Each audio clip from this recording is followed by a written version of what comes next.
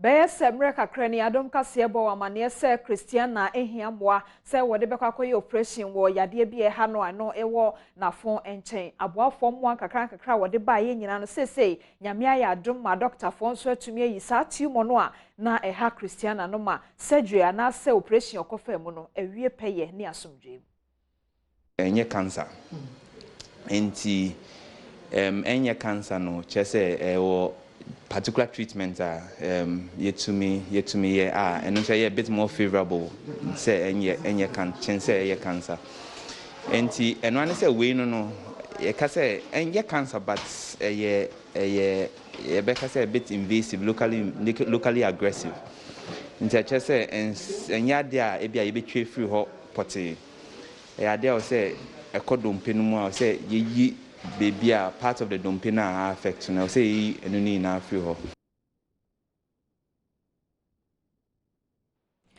afe yenko ensefo from na ohene ni omafo mo wo asen ekropon na wo mode ensa egufom eyi apaye de atia contractor bi a wo ye akwan ye wo mpotem ho na wo mo kyeresa contractor no se wada apaye a wo mo ayi egu ne so no enkonko nyane no se ne be ye akwan a ode ne sabeka wo mpotem ho se wo ye na wada ne eja no won san meto so na wo wie yeah honorable Kennedy akumpleku Japan yeah one ne mpanifo yeah na nanom ya sam anidiem ye de ade sra kwato nanim akona de awako yeah ne wie peye yeah ene ye yi apaye se na nanom wada kora mon kai no se refre na aba na kwan mu a mon kai no contractor ode ne baaye okotiman ode baaye no na naka wusu o mu twam nyina no o mu hun ampa Jumadi a mo bedi nyina no na nanom mu hun onna borofo contractor no ne apanfo mo ho bai yeah mon kaka won ampa na nanom nkwaso wo media fo e ba nkwaso na mo aba amo behwe ye kwan na mo de akọ asem a mo kaka no na nanom mo man pedifo ntie na sopem na mo maye ye kwan maye na kropon enso mfa ne ntoma pa mfira Kennedy akumpleku Japan ye kai no yale do ma kwan hia de empatu wo de munyi mfiri na kwan na dwumadi a wo di no onko ne te na sebusua de bi nso no wati kropon krodua yi so ememba ekwan yi de asa mo atwa ne sunsun mu nti na ama akoduru aban ni mu nso na emma kwan enye ya yeah na nanom wana mo kan yo busu obi nton sanfa nhira ni busuefo nipa kro de na nanom mo fa de nya krama pepa mo se ka no Monica sa Botune no enra wo mra sebejafie bra wo man sana hene oraken oforiata ekokenke o man yakohomabo ensem afene mu nyina afeno apa mu no ensem bia wo kan ye yasemode ekoma Ghana fo nyina ne se abosome mi ensantem esanda yanim no ensuo ni nkane aka aban afa ho ka nyina Ghana ni bia entua ho ka. That is also why we further reduce electricity prices by half and completely provide portable water for free for everybody since March this year. And we will extend it for another 3 months. To break it down, Mr. Speaker, it takes a caring government of the people, and with that, I mean a government of all the people, to offer cost-free water to all across the country, representing all domestic and commercial customers in Ghana for 3 months. Mr. Speaker, it takes a caring government to be for the people and for business, large and small, to choose to subsidize electricity consumption by 50% to 4 million households and nearly 700,000 businesses at a cost of $1 billion in 3 months, and we will extend the coverage for lifeline customers for another 3 months. Mr. Speaker, it takes a caring government to hear the distress of business and respond with support to small and medium businesses to the tune of 600 million cedis in order to help them survive and thrive in these uncertain times.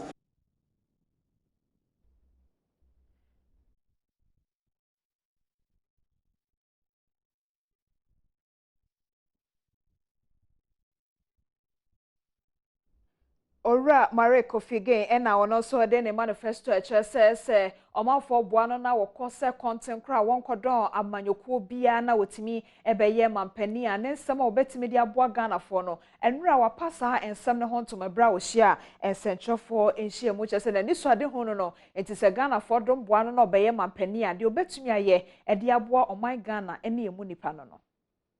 This agenda would deliver quality education that reaches every child across every region in this country.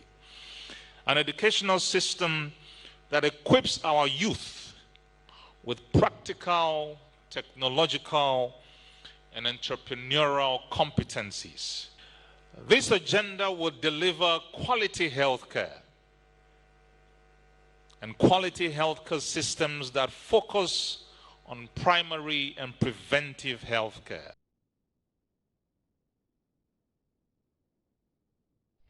New Patriotic Party and a National Democratic Congress amanyoko no metre NDC ne NPP ena enra kaso abonten so na nanom ewo ho ema asa amanyoko yi mu mpanifo kohia ye na wo mu swaye eka ntam se efi enra no ekro no de kosi wankwa na nyina won beboa masumdwe edi hini wo kaso a ene ne potamu ne tituru ene sabre ya edinchiro no guso a ekoso no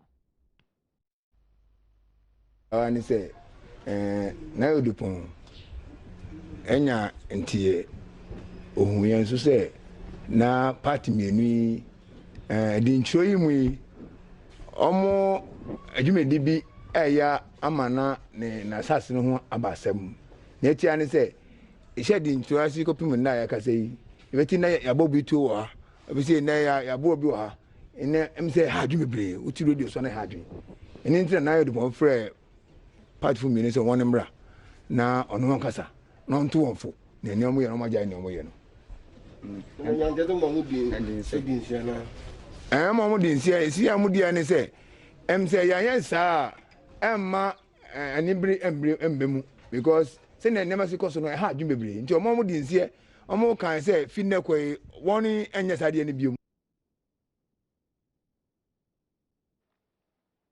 NDC amanyoko ne mabia womo ewo subin abato mpeso aso ena womo kyerese ne mabia ekoso no enyo won boso na de kompotia enyo won boso no kyerese womo akwakofa krati bia ba hose wono ena ememesi wanamu ewo mrasebedwafie na so krati no womo nim no mpotam hompo ena womo agena tum na nkampeso akwakoto ne so aba ama akwakosi wanam ewo mrasebedwa enti saade no NDC panifo bi pese wode krati no ebre won no womo de womo gene tubu a enye chairman no Kwame Zu our regional secretary and Osman also ye youth organizer Oma ne say omakwa kofa papa bia ye friend Mr Muhammad Matala Abubakar so ono mbra megina e your constituency mu na sa nipa ya ye kana semi ye kwa ye ti constituency mo bia nim no ye nim baby o free de ti ya ne say 2018 no okoko jinai ewo NDC constituency chairman Abatum ema olusu poto unyamum ema no enso pe enti sa nipa we de den na yenyanemu gidie na ya de asem ye de ye constituency ama no se ono na nkojan ye nan da bi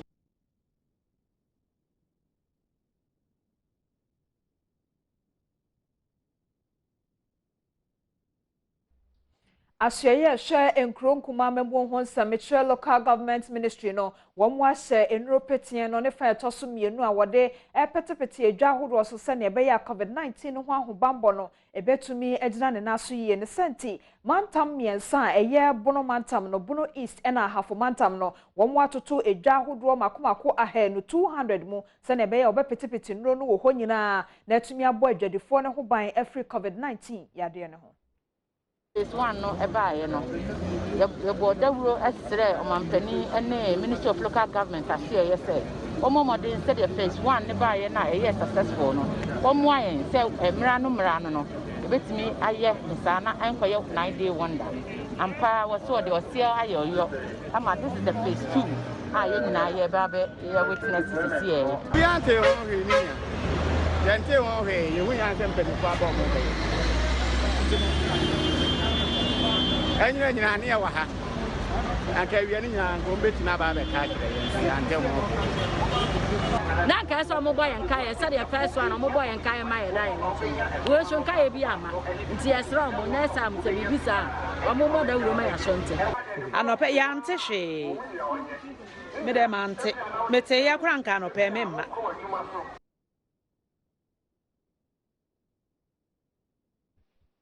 Badwam kase no esimedisi ha no se kedwa na nkasa de agode mo sembebro no achi sister Sandy be a guy so de ahosepe ebebro afia bankwata maklo betna se na no so de afisem abro afei oman hede kwabla santen so de mpensem mo ebebro medi ni ma mechira diamond abusua memwache edase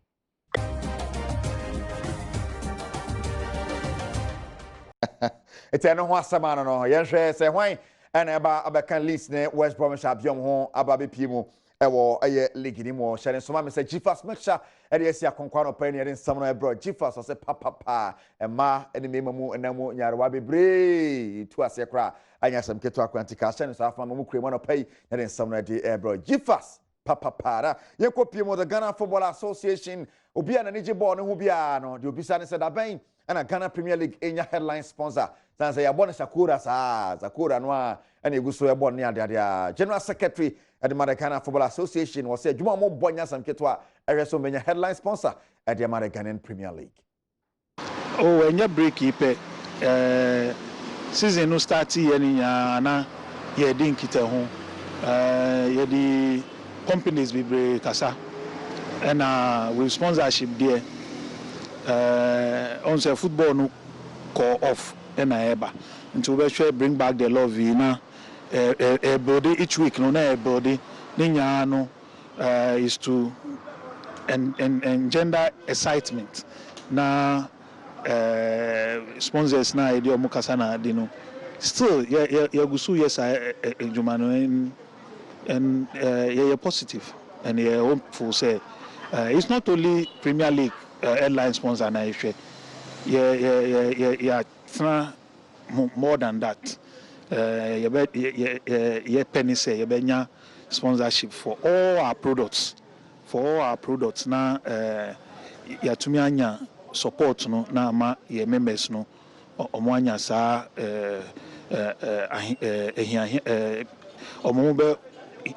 yes correct nti that is what we are doing and no nche say e be neglect others no nti others no so every day companies marketing companies ba beji mandate letter say omoko seek sponsorship. Don't forget ESCO modalities say open so oko seek sponsorship my FA no steps are obe faso wo ho and at least interest crowd benya no ya shisha to ya publish am obi ehun minim say okra ohun ye the to FA website ye kan share stakeholders nya eno ani say wo proposal bi sponsorship bi a one company bi e betumi abo ano ube hu ye na wa apply for mandate letter na ya ma wotumi say ko start process no ohia yen e bia obema ya update nso say there is a portion na e say oni yen ko company nso a na yakọ you're successful odi ewo mu no for your effort ne wo resources odi achim ansanya size kana unsabeka nti enu nso ye hu ejuma and we are positive say we'll continue to work and get this support coming to the football industry to help our members. All right, and on some General Secretary what here to edwa shane son poafo ya ba so kremo se male pokwa kwasoa ne ade atim say yes ekoyi pa na busia yeguso Ghana football mu no wonim say lockdown yi eba besin twa mu corona yeguso na mu wiem ne ade abo nkoso no ye referee so ye nipa ba ko mo so etumrika pa ye bobor no a omajuma na de papa bi na no na referee manager dia futu sonko ama referee ne say mo ndidi na o na say na footballers etu am so mo nye training no omo referee so mo ofia omo nye training ba. What currently the fiscal instructors are doing with them, you know, training as to whether they are doing indoor training or they are doing outdoor training. Now, so if they are doing an outdoor training, what sort of equipment are using? What I say, if they are doing the indoor training, it means they are doing more gym work. Now, if you are doing more gym work now, what are the effects? Either say Bema will very, very heavy. You understand? And the fiscal instructors are taking them through. Either you have to do both indoor training and then outdoor training. What I said, the most important thing for now is for them to keep their endurance at a very high level, because refereeing is about endurance. What I said, when endurance is very high, the little brush up now will be assuming said that the league is to resume. The little brush up that you do, then it will be okay.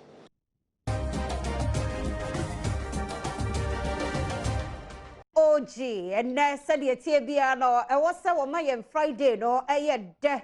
I was doing 2 more na fe na di and come off sabaya. No, video of baby who ni pursue. Ya what's here na ansana yane MOJ bedi and come off na fe o man so abano ne o man photo send ni abediache oba so no so ebedi and come no. Na de do so idie. I was say you call Asante Mantamu Kumase. Na yonkoti ehon samba kumienu efiri ho eba yebekuma senior high school ni ya wo school ehwe ni mo san ko kwakwotre ne final exams e wi akire ba mo wodi na pakan kase fa no na ni wo no so ehon controversy ahodo ene me kase ye wo committees mienu ya wo mo edi ni wo no ho ensem yakwakopa ne krabre ehon sam yakwa homa no so na Erastus Asare Donko okwa Santimantem mo Love FM ni Shira nomni ade na center na jibe bia fi se ban sam na said ye no a odo mouse a pepepe said o hwehwe no o ahoma no so ye ne ni nkomo be me na no pay me mo ache emu akwa abado ba bedwam so mejo so mini aba e da se papa adwuma na wo ye ni nyame hira o papa na adwuma da se ye da se KNUST senior high school sieni young guy ya wono efri mo be na watchi mienu kone mi ensa so ni no ya nya nti yesi ya pene krabe no kra mi ni aba enra ubepie mu o kokobin news site na enye asem ketwa na nipa dodo na ne botwi se omo ekobo abusua na ya pene kwabre na abrantie no area ho na ote no amafo ni gine ho ye pa omo so wa ben ankasa na okoni school mu so a adanse a omo difa no ho no omo kire se ye kirade no wa ante ase na wo kosan bi a wuntimi ensolve a abrante na ahwehwe no enti school ho de obi ani no omo friend legacy enti obi amana solve na question eye enkonta se ye brofo senior tie bia ono amu no a business student ono no omo hwehwe no enti school ho de obi ani no enti enra school for free KNUST school pon SHS mu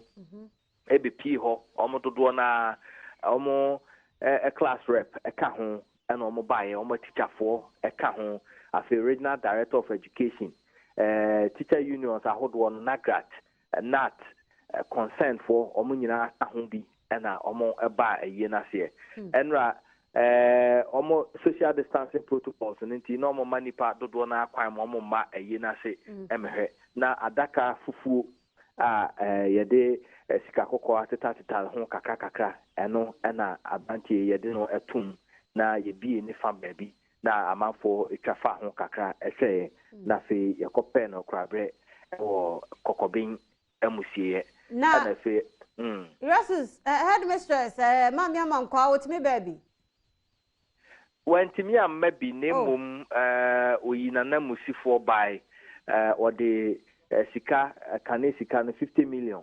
5,000 Ghana cedis and the Bible boy see mfanye abrante no ayi afi omo eba no so bobo nsa kakra edeka ho ema mami na mami no enra e try see ene betwetwe nkomo na ohwe a sesasem na boni pusa nti o say hu say na school fu a onimu omo na okọ sra abrante na oto aduane oye aduane de komo omo nyina transi die no emra ohu omo na aye ni su pa na otimi man muso na yanchi aba foforo yede yabatwa na chie ode chiachia omo nyina na foso no omo twetwe nkomo na areho no wo soro yi pa ejenra bibia akọ kama na empanyifo so atrem se committee a yate se omo hwehwe mu no un se ba ko regional director of education at tie and omo wi omo adwuma enra a me no ka sei na omo de omo enkrata asem ne ade ekoma regional director of education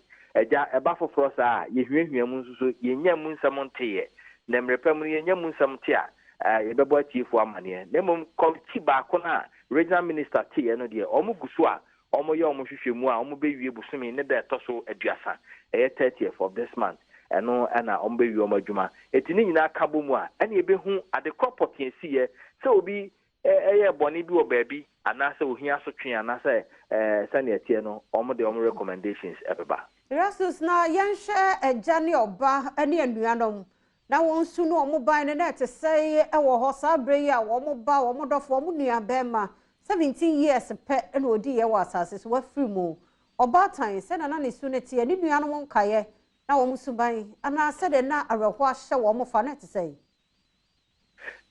na enye asem keto achese maame no hwe na animu a na wani atata nsu o se ne bapanyi ba ko pe na abrante no da bia o ka kire no se maame sika bia wo ho bia wonto makra ton fa hwe me na wo hwe me a me be ye bank manager me shop a o se asema abrante no de ne ku school bia asema o ka kire no enti enra wo hwe senia wote ho na okura nsu bottle ba ko na ho anu anum kakra na nisuo wa no se hu na school for no kwa de na se kra na papa no na try so obeye bema aja okoko na yire kakra ote na yire nchen na omu na obi afra fufu na tuntun aya kan bom enra om se sodo ntino yenye yi nti international keke no motna na omo hwesa adofo ebe ba betia omo nti ne ra ho yi pa che se o ka se obetimi afiri mu nne chine ya ebede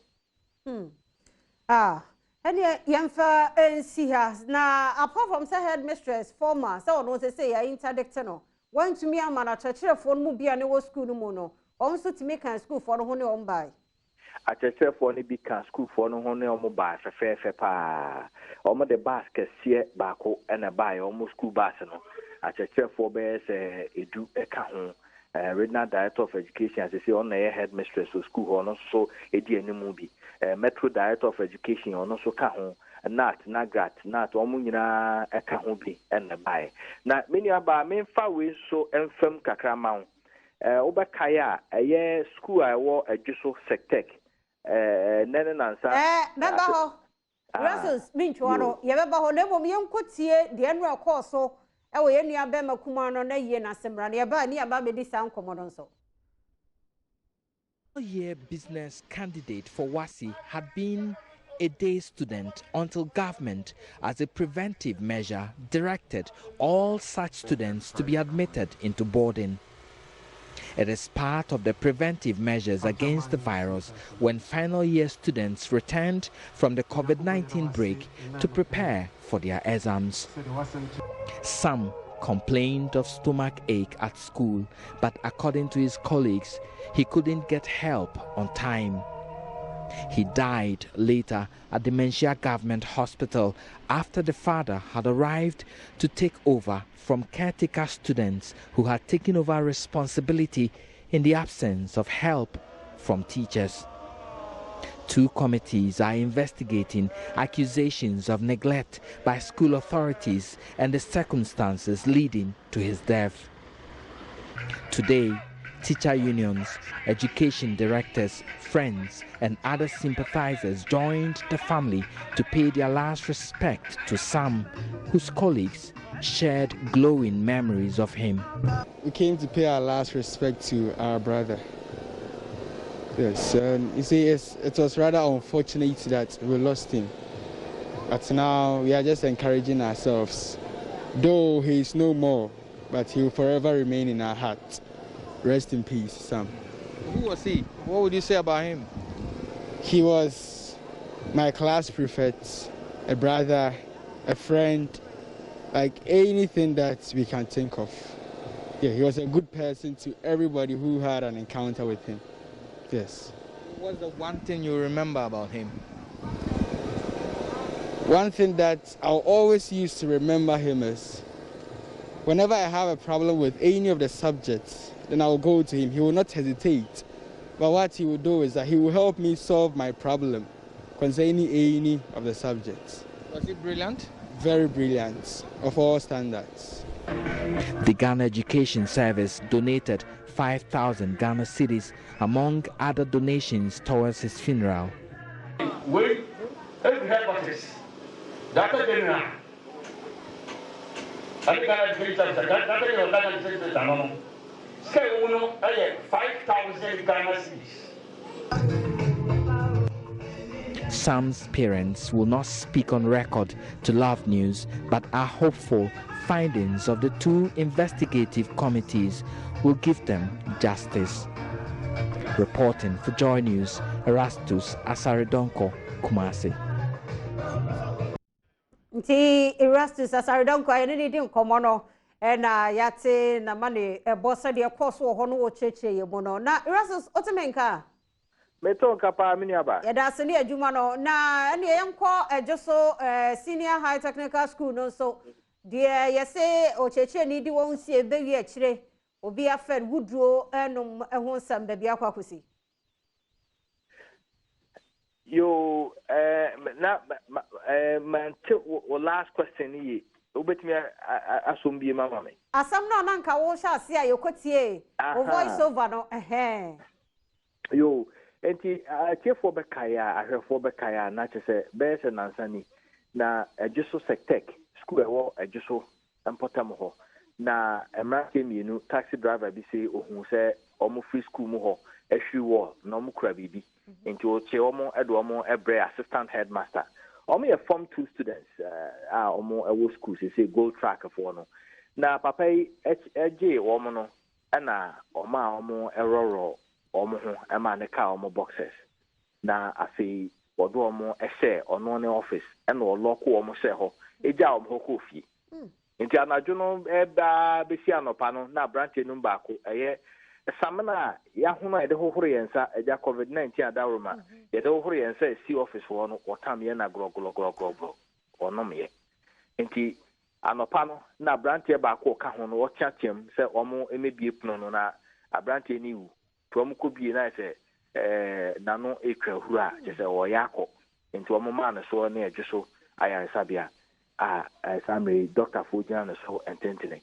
Na eno ana ye ho central adwuma no amanfo ebuafu yi pa say assistant headmaster no atenti ena oloko nkola no edo mo hyedem ho no mo rom ho e man ka mo boxer Sammy ya no ka say adjuso police for atonsa afre assistant headmaster kofipoku say omra no ma kire dintia or local colano a share office because one can say it's yamra, Sabitima Munibia, ni Hong say or local be or two be no local no share them, sending out no a pay. I feel so, Yan and Tia, Ghana Education Service, and so a plan is or more sanctions and I say punishment to be a more the Bama Sapa pay. I feel almost a catcher a headmistress or also on share report and famra regional director now on share. Into any money muyano and any betty say dear na penny for bay no any money muyan sana a corner in see betty kubia more much more and I say at the same that once a bit in ya sabo now when ya and tiaka craft is a no me any pammy no ba connect me out to the DNT ebema brantie anom ehuro ana samna nsuo o se de na ba yesu kom na de wo mo ana de na si yebema no mu nsuo yi Abrante na mu ne yekohwe no adjuso ayaresabia na nia oka ene se na eye no ono wonim sa abrante na kowia ade na omode ko no eno ane se omo school ana se de bibia breno na onkugya no fa nkomo obi ukrum enti eye no ya se eye krono ade go no omo krono fie kra no ye discuss to ha onfa enti eye ya se ne papa bete se obi akọ via de wo school na ye ono ene na danfo eno ho yawo a wontimi enhwe no ene ma ne tamade nom se ne wo nom na otwa so preko na de ade na na ekura wo mo a school no stabilizer electric stabilizer eno na nyere ma hode no fm na chese ateso kakra ama fidi a wo pese ode ye adwuma no fidie ketewa bi enti eno na omo ekofae nti nko okofa no wato no maton say 5,000 na 3,000 ana 10,000 esa stabilizer na de enru 5,000 ya bodia kwachira na be 1,000 Ghana cedis boy ai nti asa fanyina ne animguase de ne fanyina mowuo nti nko oje ne kwakura afi ho na be mo ba ko na on de wan fa bibia nkana no no wo hin sesi sesi am no ka se o posi fo nsem e wajuso da abrantie no made no anopa omo ba ya omo yi ono ko hospital no omo do ono ko ma posi fo e wajuso nti wada self dey see ene am no ka se na assistant head so e wo hin sesi sesi am no ka se enra posi fo to nsafre no eti na no pay me sure say na no pay no obeko na ono so tomatoto na no ne atwere na no asem bo no dia posi fo amfa na ntwere ne kukum Debbie, one of the Yatun Safran, the Ombra, Sana put for Eka. Now, must say, nye Embra, say, Sebi, Embra, my home quine say, wait to Mamunia, beating ya chubi. That's a power of arrest, no. Nemo winning home quine say, what chinipa corner, one cassa, way on your pay. Say, all locona said them, and now, oh, bono, and now, oh, yen be the another etiamra. Yabranto is a saying, what is a party or no summoning swing? Ya call honor the no ye no se ne yam ye ne ya na bon so hye no doctor for amane no ye kwa ne de nsu nsu asi ne so na afei omo invite omo hwa adwene mu no se omo mra mehwe na adwene mu mental evaluation yen check no kakra hwe sa nya bibia da din ya na se bibi to chima kakra e wo ho na omo so ahwe no ho asemaka ansa na kwakra no ya ma no akọ nti ade be wie kura no a asebo ne ba ye no suku mu ho no a wotwa mfonyini a suku fo ne akyerɛkyerɛfo adwumafo wo ho no wo hwe omu dimi na na wo mu su no a etesai araho bi aba wo mu esuro ni hu bi abɛhye wo mu students no dodo na no na asam no aha omo se bibi sa atimi esi ye na omo tiremu a ebinom send me videos bi afi adwoso nkoso hene nso so asande me video bi a mrepam no ye be sande amamo na yahwe a omo chese sa papa ya ye kana ho asemi otadi omunya pa ene sotoro ne ade de sisi a obaji afi o se enkola no mienu akiremu a oma omo hwe a omo na omo kotodwa anim se omo akodidi ba bi eni si didi eno nti papa na se okọ omo hwe ani na ki enti adwoso onwe kwantempon no omo wia efiri ho saa be sekwensin be se ba kwa omo wia omo nkotodwa nim eba na omo tinisuo eho na djuso nkoso hene koshia omo otwa saa video no emrepam ye be send bia mom ti dodo na eka se papa no odi omunya e wo school ho pa otete omo e wo school ho nti panifo hwe na omo nya ho bibi esa papa no ho nyu wo school no mu na hye omo ho saa pepepe Erastus Asaridonko anopa yemfa unsi ha na se de waka se anopa ye hwe de ebesi wo mu no ye besi enso ye gitum se wo de omo ne nkame ye wo de beba ye da asinyame hirawo na akoso awa ye wadwuma se de wo ye no no ye nua bema Erastus Asaridonko wo Love FM Kumase na yete no enka de akoso e wasante mantamu odi mu ama ne bono abreye ye fiada de Fiscal ene de ebro ya menua bema MOJ jumtuni abrantie papa ye ebire nyamede ne ye nsenkyerene aha ono ene wose ye Friday o mane ye de sade ahosepe no so Sunday bi ye guy obe hosepe ye no wose ye de emoji so eto so na boa ye hye no so se maka o man hene kwabna sante ene so afo abedi akire o hye ye Fiscal so finance eso so ebehia mame komra ne ye ba ye ne MOJ akasa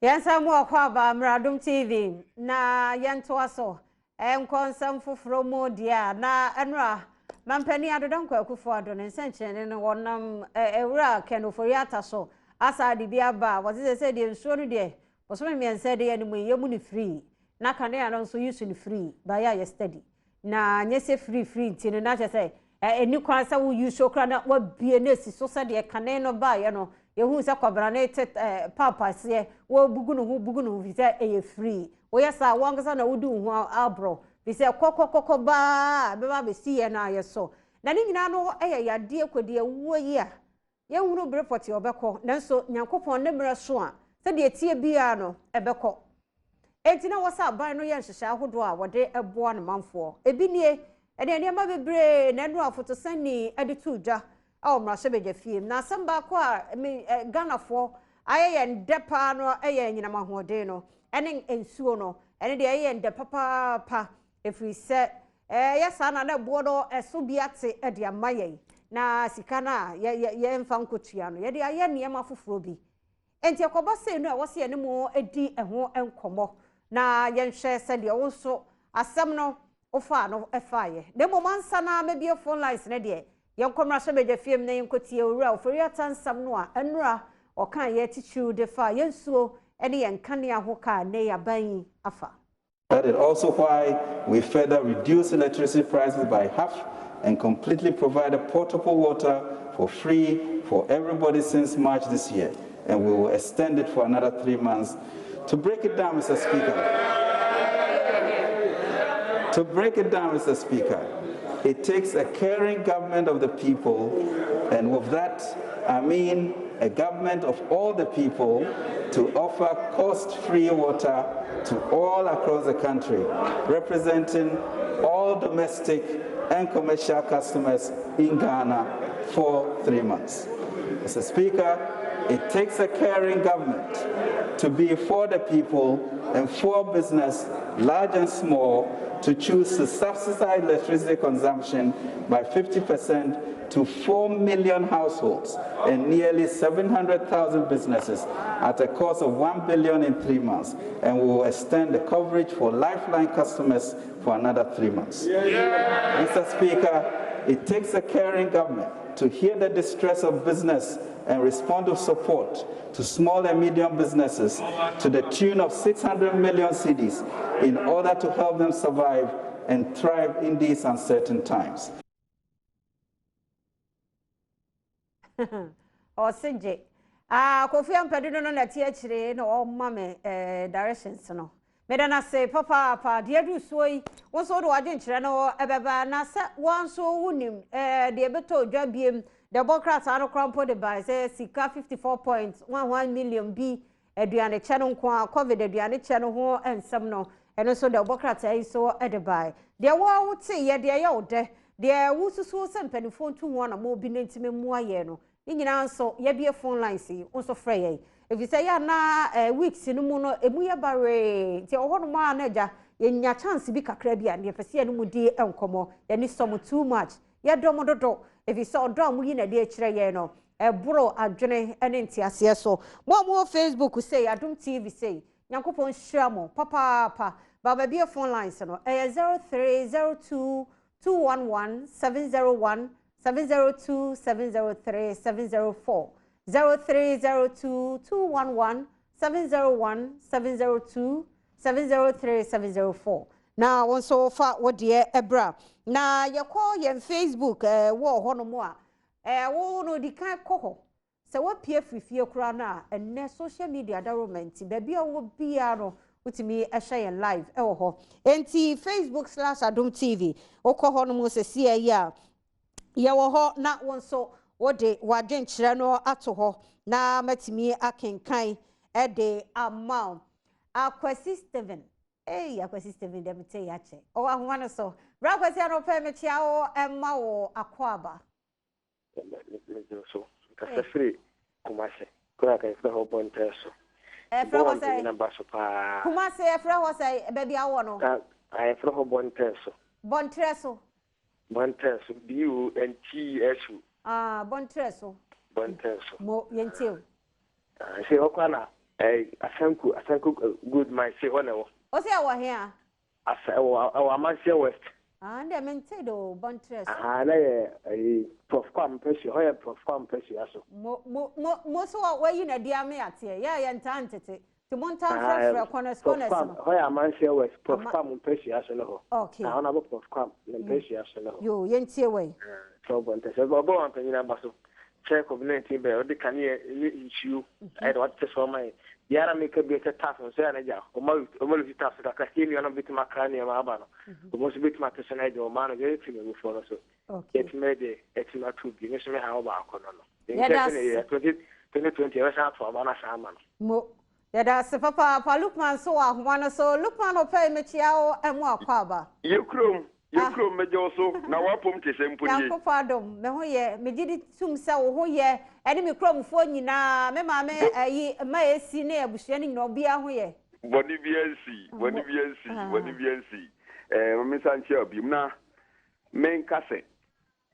Enra budgeta e course ya finance minister kenkan nam Ghana mampanyini so adadan kwa Akufo Addo be ma bade baaye no menam hu bida abribiare kandifu a yeyi ni de mayen na emprempren kandifu a enam Nyankopon so ya wo yi no de ma Ghana for na adadan kwa Akufo Addo no eye brepem esanse upon COVID baaye nyina chi ya COVID is ehafie kanea ni nsuoka ye de che boso miensa ya minim se ye wiye na Akufo Addo onam Nyankopon so aso daye esa de boso miensa de aba beka ho na de make se ko ebrono bi okumase ye se no ye nyaoso e pa to ni wo pa ye nyaoso no Akufo Addo ntina sa brono no baye Yenya no so mampanyida. Yo, yada se. Papa na yenyina no efri Nyankopon ho na de aba.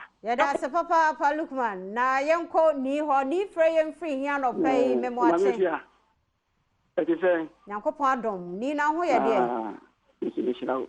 Na ye ahanta west MP ya de bi owo bia na checha do maye. Nyankopon shira no. Na 7 December no ono anoko. Lawyer Kojokum, lawyer 1. Now only maybe say former president John Mahama ka say bi o say akoko saki akoma onye ni fe.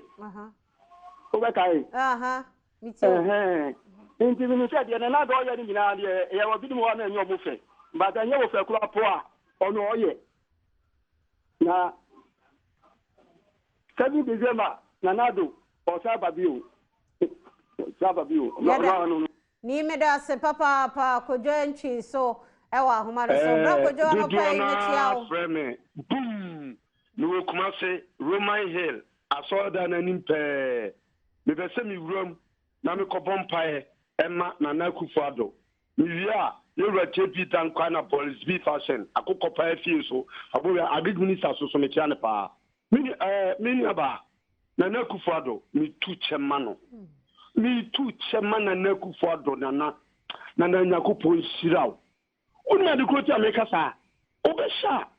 Emedia etwem. Dumso koso. Wa bra. Ni papa John Mahama te akonwa so. Na bre titisika no etinipa 100 million. Na so papa John Mahama wa ntiman te so ama ya da. Wa bra na be no ekosoro. A ni enya like so mfanye de baby a.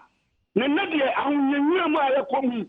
Nese na Akufo Addo wama bosumi makuma kumiensa light any can light ni nsuo ye yusu ni free no asade 3 months asade ehudiem bosumi makuma kumiensa diem nana enkura enko school free ni ni dikwa na umpa banwe na pa ban be diem kana foi yada se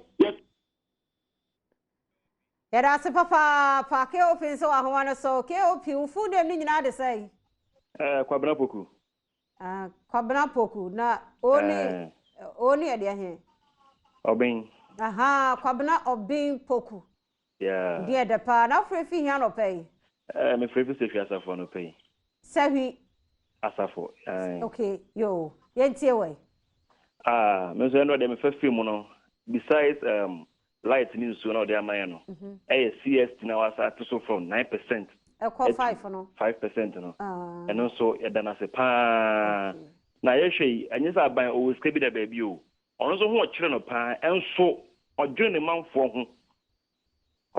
ho na still osa man hu ahenhan enti yana de hu de enfanye no se enkoso no se enkondinde no na misra no na menkoso hira ne pa yada se KOP say wono so de ne de aba wo so betimi afro opportunity ni ne yana na wochi ne mu nyina yen so de nya bre enemo endi nkomo enti unya chance say no wafre enti se say me nua bema asomadu e wa homa no so bema na no pay me mo ache dase ye na madam apomo adum no na wo hin sesi a na wo hye yi me wa bono tachiman yo ahoboko de boni biye ni ha ye hwe mo live mo sa mo hye ye nyame hira mo papa enti enra budget no me de no de na to wa koma pono so de na wo hye ni mo se enya adwuma so ema oh me de all body just light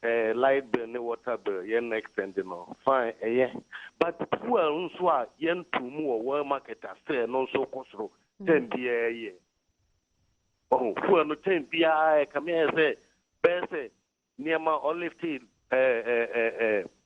down we olive tea ban ni kakrai fuel kwa na kosoro ya yisu kai we say na say crowd drivers be cause striker na say yanzu ya mama to first ni mu Inti ye kra na affect ye. Mo de mo ye okay. Oh, fair no dey fair no say ye nye satisfied. Omo me antum say dey pe.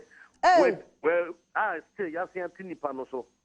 Oh, protocol no say omo ma obi a take the protocol e me age ye o transportation am ya fa ye o number nka me fi say no so ye. Better ya find the whole number. Say na yare ne be tia kofi.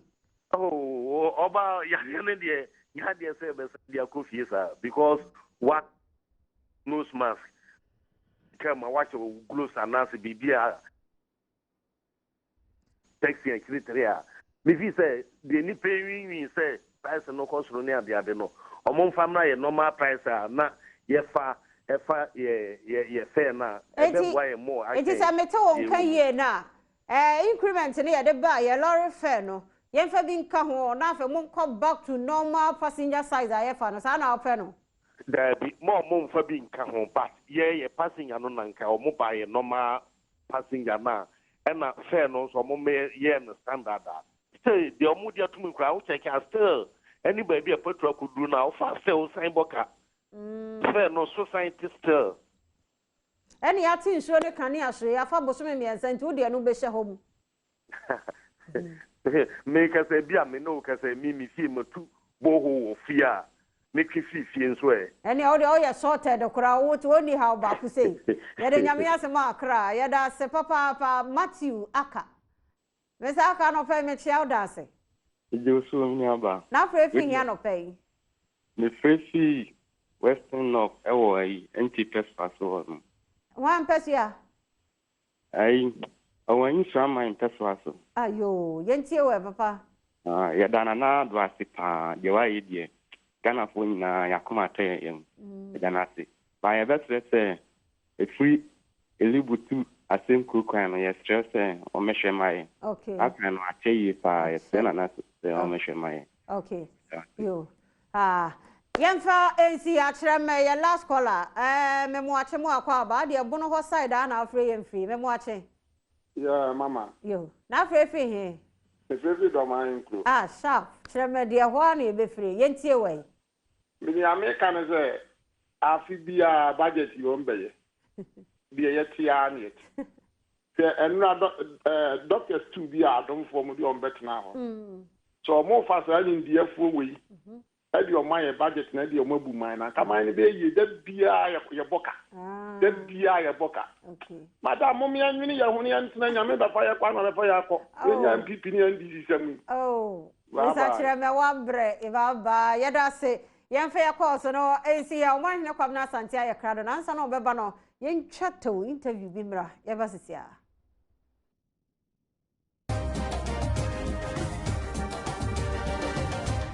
Also why we further reduce electricity prices by half and completely provide portable water for free for everybody since March this year, and we will extend it for another 3 months.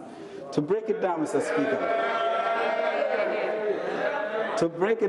Speaker, it takes a caring government of the people, and with that, I mean a government of all the people, to offer cost-free water to all across the country, representing all domestic and commercial customers in Ghana for 3 months.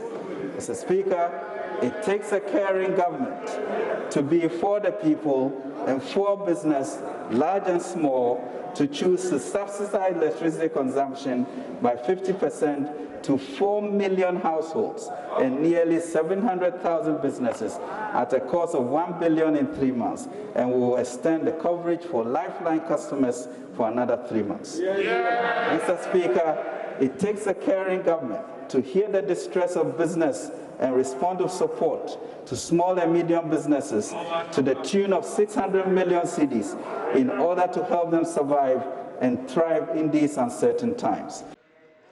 We remember also well how the previous government, after imposing the inconvenient and income-sapping doomsday on households and businesses for 5 years, and insensitively increased electricity prices first by 89%, then by 10%, then by 78% and 20%, and finally by 59% between 2010 and 2015 alone. It took courage, Mr. Speaker, and care for President Akufo-Addo to do what no other government has been able to do before, which is a net reduction of electricity tariffs by 11% since 2017. Such is the higher level of care today, that today, nearly 4 years in office, electricity prices for Ghanaians, households and businesses all included, remain cheaper in both nominal and real terms than what they were before 2017. Mr. Speaker, the reason is simple. It is because we put the concerns and aspirations of the ordinary Ghanaian first. That is also why we further reduce electricity prices by half and completely provided portable water for free for everybody since March this year, and we will extend it for another 3 months. To break it down, Mr. Speaker, it takes a caring government of the people, and with that, I mean a government of all the people, to offer cost-free water to all across the country, representing all domestic and commercial customers in Ghana for 3 months. Mr. Speaker, it takes a caring government to be for the people and for business, large and small, to choose to subsidize electricity consumption by 50% to 4 million households and nearly 700,000 businesses at a cost of $1 billion in 3 months, and we will extend the coverage for lifeline customers for another 3 months. Mr. Speaker, the virus has laid bare our vulnerabilities as a world, as nations, as households, and as individuals. As at yesterday, Wednesday, 22nd July 2020, 622,725 persons had sadly succumbed to this virus, and 15,240,290 had been infected across the world. Mr. Speaker, even before we fully grasp the impact of the COVID-19 outbreak, our immediate concerns were on protecting lives and preserving livelihoods of our people. The President moved swiftly with a $100 million preparedness plan, which was prescient and laid the foundation to implement measures to save lives and safeguard economic activities by improving citizens' access to essential public services and helping businesses weather the downturn. Mr. Speaker, the pandemic has also brought to the fore the structural gaps in our health delivery system. That is why, with urgency, we have already begun to mount an effective, coordinated, and sustainable long-term response to the health needs of the people. Under the Agenda 111, previously Agenda 88 initiative of His Excellency the President for hospitals, we will design, build, equip, and staff new hospitals in every district without one, and a new regional hospital in every region with none. This demonstrates government's commitment to protect the lives of Ghanaians. The President has declared that all the district hospitals will be designed and built by Ghanaians, built companies, and will lay the foundation for the launch of the nationwide housing program, God willing, in his second term. Mr. Speaker, we must not and will not be daunted by this extraordinary crisis. Government will continue to do what it has to do to protect lives and support livelihoods through compassionate, competent, and courageous leadership. We have accepted that this pandemic and its effects are unparalleled in the annals of our country and indeed globally. We have accepted that until a vaccine is found, we have no choice but to rearrange our lifestyle. My major concern is that the original budget had said that you are going to borrow 18.8 billion. The revised budget is, you are saying that you're going to borrow 44 billion Ghana cedis. It means an addition of 12.1 billion Ghana cedis. In spite of that, if you were to look at the breakdown where the borrowings are going to come from, I'm particularly worried about the fact that the borrowings are actually coming from the domestic. From domestic, you are increasing domestic debt by 16.2 billion. In fact, the original budget has said the domestic borrowing will be 15.8. Now you are saying it's going to be 32. Is there concern about the accountability or the fact that the quantum of expenditure or the amount? Because if you look at globally, COVID-19 has, let's say, even the German Chancellor is saying that has thrown questions about fiscal prudence and deficit to the back door. Let me come in. And then that's something that, looking at the challenge that we have right now, do you think that the question and the concerns about fiscal prudence and even deficit still stands when you have to spend to save the economy and save lives? It does. It does. There are two concerns. One on the accountability bit, and I've said that 11.1 billion, we need some accountability. We need to have the accountability. That is one.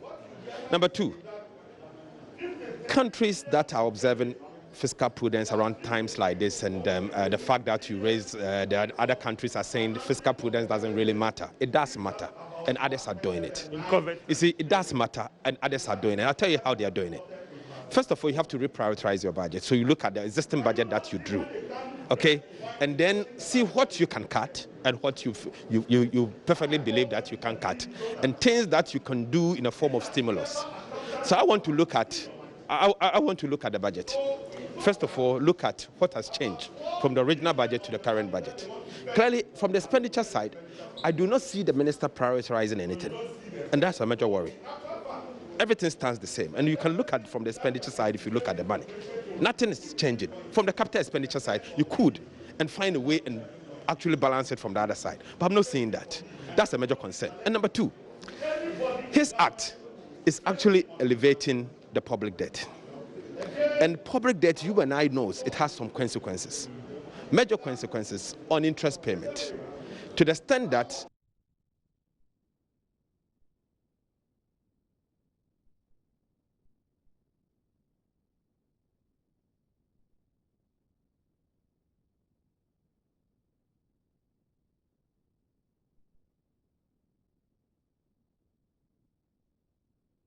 Mr. Speaker, just as the Ghanaian economy was beginning to consolidate its recent gains for growth and jobs, the COVID-19 outbreak hit the country, leading to the initial severe movement of restrictions. Although the restrictions are gradually being eased, the pandemic continues to pose significant challenges to the Ghanaian economy. The sectors heavily affected include the hotel and hospitality industry, foreign direct investment, trade and industry, agriculture, health, transportation, manufacturing, religious services, education, households and businesses have equally been hard hit with significant job losses and reduced incomes. Mr. Speaker, COVID-19 has led to disruptions in corporate and general business confidence with threats to projected revenues, profitability, liquidity growth. So far, 19 of the 28 state-owned enterprises are projecting losses up to 1.6 billion for 20. Mr. Speaker, restrictions on movement and enforcement of social distancing protocols severely affected the transport sector. Commuter minibus services, trotros, operated at 70% load capacity, whilst inner-city buses had passengers reduced by 50% between March and May. The operations of Metro Mass Transport experienced a decline in monthly revenues from 5.5 million to 2.1 million cedis. The Intercity STT company witnessed a decline in bus services and luggage revenue from average of 5 million in previous months to average of 3 million cedis since March 2020. The Driver and Vehicle Licensing Authority also experienced losses as revenues fell drastically from 3.5 million. Well, Yasaba, Yada, Muina Masisama Jibra Muguzu Bedroom on Adom TV, multi TV. So, Komo Abetuno, Bijisi Wamu Fapim Dada, and then we'll be looking into the good, the bad, and the ugly, and I know say every Emma Koya. A deputy minister, our Minister of Finance, Ishia Fiafi, and the Ebrea Kama Enutika Semayi. Na ono eba jibre na etimi edinchire mu aba oba finance ministry oba mass department so oba no onye just a normal oba oba awodin sonko ewo ni mu abno se asare eye a deputy minister ewo ministry of finance akwaba na well me wo ehun wo how but I'm wondering how what administration mo be manage na mo manage. In fact, I see more of a welfare-centered presentation yesterday. Meaning, say a public debt, near fiscal debt, a cost routine finance ministry, especially with the public debt over 255 billion Ghana cedi. Omaya from after HEPIC, that's 2006. Now a current 5 billion now by to this point. I'm wondering. The package Modia Guho Edia Mine. How are you going to manage this whole situation? You Mahia Medasi Namichia etifu nina. Say enura jumedie no a requirement by law. The PFM say was spending government parliament approve wo budget amount. Na the first half of the year no brana bebu akonta akere no dwumedi a wodi sika no aye na say enura de ne de na ye sronko esan say de bia ye ba be ye media budget review without any COVID implications, but we COVID-19 pandemic no ama nioma asesa bebre nti enura de no na enye the usual media budget review ni de kono, but it went beyond the usual media budget review because mjidi say nkofo peso mu hu de di kan ne mfie 6 months no de di sika no mo apumaye no usumi nsia no de di sika no eyeye na afi so de toso mienu ye koyenim the rest of the year and the second half of the year no de ne ebetimi aye NSC asoso COVID-19 pandemic na abana ahochi bebre abano ekwan ben so na aban no fa so amaga na fo ho hie omo na sebi omo so metimi elidi omo life senior ese ene senior fata nti so ka say eye people centered yen yegidi say sisia de atu yen there are two things ese ye hwe. One, to protect lives.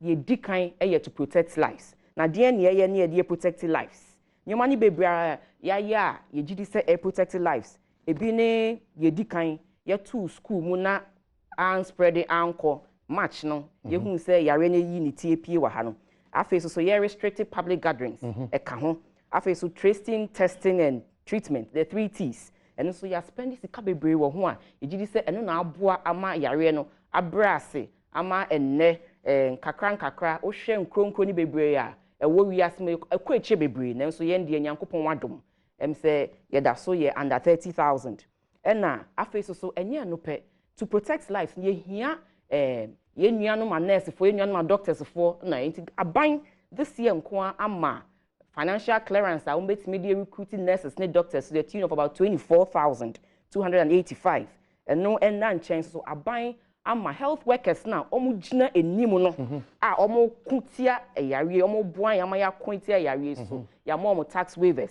any tax reliefs any allowances be and na face so sha aban take the opportunity wa hwe say your infrastructure in the health care no wa shemu kina wo sha agenda 88 plus other regional hospitals are ye dey kan ho enne me ankasa me constituency ti why so enya 100-bed hospital no we nyina na ye di kan ye dey protect lives and na so the second thing ye hwe se ye ben se be protect livelihoods who protect life no also protect livelihoods so that they can also create wealth na so omo yom ho na so omo ye adwuma na your revenues ni ehwehwe na ye de aboa na ye man akonkan no eno ye beye ye di kan aban the reliefs e ma household no in the protection of livelihoods no ye di kan the relief e ma households no and na ye in the form of water and electricity na ye di kan 3 months free for water and 3 months free for electricity for obia aban sign the abase 3 months ya ye bebe nsuo so ebe ye free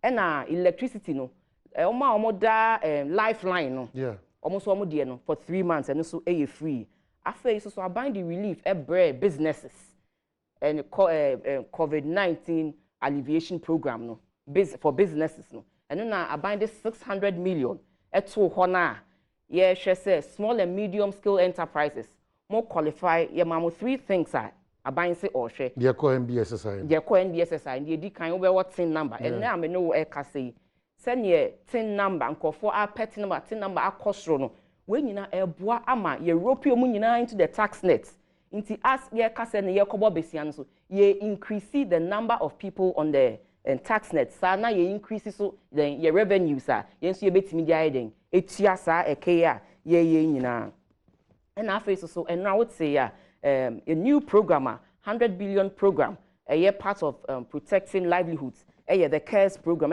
Ghana COVID-19 alleviation and revitalization of enterprises. A 3-year program. There were 2 phases. The first phase, no, a stabilization phase, no, from the end of the year, where we need to stabilize businesses. Essentially, stabilizing businesses are unemployment, cost young kasa revenue, perform more. Until you stabilize businesses, no, and then the next stage, which is from 2021 to 2024, no. Ebeye the revitalization stage ye be share businesses mukina no metimi agina ho na omuso ometimi I employ more people and even put the omwom no krampo omentimi amoma okay but obviously enyo bi nebeka aban revenue targets montimi have been missed yes until the next challenge is that say yen sika any da so se betimi dia agide abo man no bra yen sentimi nkan yen nipakoya asa ko gina ma shebedwem again, don't forget that there are even issues about Nkuntebuo or COVID, Sikaba, Nekwaya, Mafaswa, Bodi Dijuma, Yamasa Commons. Now, issues be any ho efa COVID Nkuntebuo no, Mubisa, Yadinina, Ebemamo. Now, Musi ministry specific until the Auditor General breaks it down for us. Until we call gender, ABS 54 million, before as 100 million. And no say about Bamsa, in Intia Senana Edin. Ye Pepsenka, Yenya say 54 gender, no, Asumesi, Obentin, Chewa, Ama, Nina, Nina, Ewoho. When ya dear, ye bet me, see, o share a banya consistently, quarterly, how the budget is implemented, various MDAs, Nina, ye buhu akonta, the call share. Minister statements na no kaina o say aban we ye aban ye improve on your transparency pa na ye de PFM so ye adwuma kane no na PFM ni PFM ni by August 2016 but na PFM be but ye PFM ni wo ho and we are going according to the law say ye PFM ni dictating on public finances inti eba accountability eba transparency nobody no government previous government beats this government. Okay. Because we are guided by law and a young kasa so yen nimsene transparency and accountability eboa ema on my ekonkan. You call refreshing moments another our machine but baby a great kakano a certain explanation we do. For instance, communication service tax 95%. Now the worry, in fact, not just the worry, when you have the bosses of that sector, because well they have no choice but to comply to what America. But me the cameraman in Tias say eventually that difference in is coming back to me. Then who saving me how? You can man me say Modaruma and then musi ahode and 200 so communication say about 5%. Now in hunu say median care pa in chirimu aba free industry players no say ampa omu ni achi ni bia wo share aba e dia to omuso but me nkai hunu say sa how na abedam fifi ono sa percentage difference na abeda ini baby afa me ho na esa aba me am end product no me na me nya sa challenge. Is that the case? No. And Nora, ye di kind Ministry of Communications for a meeting. And now, Ministry of, according to the Minister for Communications, kanena yen for extra no entos ye increase the communication service tax na yes and yet na na telcos no more fan to so. Inti say we are hoping say ya reverse the original percentage no. Ye jidi say sa na be and they are not going to add on extra cost. Now same tia ye and say and now sure I say data I to say insu aye no. You need data for everything. In Kuala Omo school, businesses, and ye Zoom, ni Google Meet, ni nyina data. They say data yet to say in CIA no ma. As I say businesses, no more livelihoods, any data. And today na buying yes you bet me aye near dia boa. Na nyome mo ahen han ma na businesses etimi aye adwuma. Na households so etimi aye then you see e aye omo businesses. Intimi gidi say oh ye nyina aye ya said yes o man bapa. To de bia nyoma ni bi wo ho a to the industry players, no, it will not inure to their benefits. By a free corporate social responsibility and being responsible in these times. It is not all about profit. It's not all about what I want to get, but it is the social good at the end of the day. Because COVID, obi andan who say BBC, BBC, inti BBC then a year canon and Ramot say the first and foremost thing is to protect lives and also to protect livelihoods, and that is the theme for how I GDC able me at solve mitigate the effects of COVID-19 over your population. Okay, but yeah, well, other areas I myself, I remember refreshing moments. I'm going to and then my mama can say if you've just joined us, Deputy Minister of Finance, Abna Asari, and then Asari, emphasis on Asari, and then Chichunkomo, and say sorry, Asari, and then Chichunkomo, and say. Minim say you abepebre say but jibrema me na etie nkomo na ansa say me tinum bi ka ma we beti mama on me di nkomo ho man so. Now point 1 Masa revisit brand new lockdown e de aba bra ye ho hare ye kakra bi say still ade mienu ana nipa do na su say say nkai kokra kosi afi na wiye no mo de boso mi sasa to ho aman. Why that? Because I think we are working. The system is now gradually opening up. I don't know about person or Sakano. Why? May I say, and you name the effects of COVID on the various sectors of the economy. We share trade and industry. Industries ni bebre, you may want your dear momo. A buying and so masia. Your parents said they will have to lay off workers. No more lay off workers, sir. A be increase on employment. Some could stay here. A dear no more baby. It is a buying bet me ye be they are cutting down on cost of operations, sir. Mijidi say SSA ye, and no be any insurer ye can't want some. After so industries the bebre, see a semefa okra, Matthew waketi asu by 50%, Matthew waketi asu by 70%. Inti individual no onya sikana kanenu no nya. Inti say be a lifeline consumer now buying say and inti ma so wasia say 30% of your salary na nekra unya 90 odasuko ejuma. Mijidi say ohu be hen kakra. Since then, we are 30%, and now cost we care the same.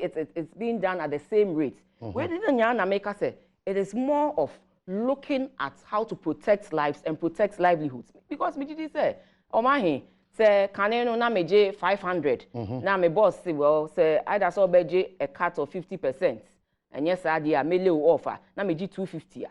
Now say I buy say a ninety. Me who said nyoma we nyina because say Ministry of Employment and Labor Relations. I study with the unions those concerned no who say nyoma be challenges be aba in terms of employment. Inti aban say ma men so wasen kakra na so ho hin han wa me gidi say oye na said yes say oman bapa and oye na said yes say aban a ne nkofo ye den ehu hia no. I see. What is this about this insurance package amodiaba? Yeah, can I say, CCI can say, per the study, Ministry of Employment and Labor Relations, quite a number of people have lost their jobs. And today, can I say, you perceive the insurance package be bad, you di can you be boa, or lucy or jobs no, so they can access it. And two, also, and yeah, no kwa, so we are putting in some money for retraining. Say for one reason or the other, you have lost your job, but you want to learn a new skill and to move into other areas or possibly start your own business. we nyina ye sika aban ede ato ho a ye de ba beboa nya insurance ne nkwa ye ne faith-based organizations ne ye ka faith-based organizations na ye ka sorry no during the lockdown no mo boa ye ema ye ne Ministry of Finance any more partnership a ye share ye gidi se ye pese ye man etumpo enye de bia na eye governance nkwa but sometimes the moral fabric of a society so pese some gidi say if you look at the number of people who attend churches, attend the mosque, and they have an influence. Into you see in partnership. Do side you may change who say collectively juma sorry faith-based organizations here. So we are going to empower them, as in resource them to enable them also give them training in skills via a Badwam. Insurance package now. If you are unemployed for one reason or the other and related to COVID-19, you have access to it. Apply and then you get something. Not also get something to spend, but also you also get the opportunity to learn a skill and then move into areas of interest. Probably to a reasonable number of Ghanaians will be the issue of industries. Ombenya kwenya etimi ajibusia rate no ewo form yepa. As a say, before you answer that for me, as a say, the Yaki a difference here, crata, so Yako Mashibijum Abeka, nay implementing. Into the Yaki affair, Yako farm Mashibijum, and I see a free Mashibijum Abba and a pair didn't come. A free Juadeco, and Shaq would do a good accommodation, a take effect from Juada and I can say, and I have to pass through Parliament. May I say, in Shani be why, as I said, a fast through Parliament, a bini CST, no, and because I was here called Parliament near Kwame de law, no. Inti no die di kind inti would say ya ka say in good time in a very short time no ye be hwe say dwumedie beba because I was say go through parliament be rise first week in August inti aye so about that time no ye wie say dwumedie ni inti hye ni bi so wo ho so a ya sha ase deda ye di kind ye ni industries no a ye gidi say aban pese oma industries no 2 million guarantee facility say ye di kind ye be tro say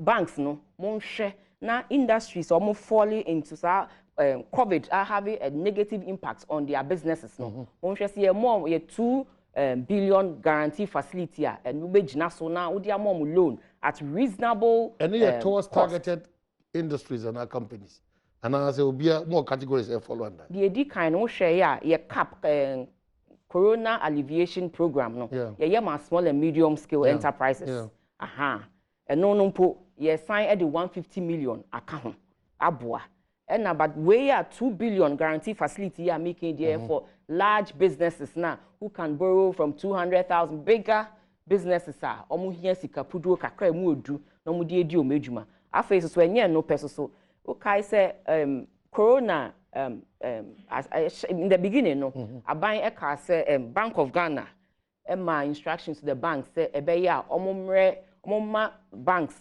businesses moratorium on payments of interest ne principal no aban so any banks need nkita ho ye be extend sa dwumadie to the end of the year so that businesses are ho ache makọ ohaw mu no reduce your cost of operations by doing away with their interest principal payments for the rest of the year ye gidi say we nyina so ebeboa and na afa so wo hwe some state-owned organizations from say Metro Mass, any other people in the transport industry, tissue any hospitality industry, Aban also is making possible a way now taking advantage of 2 billion guarantee facility.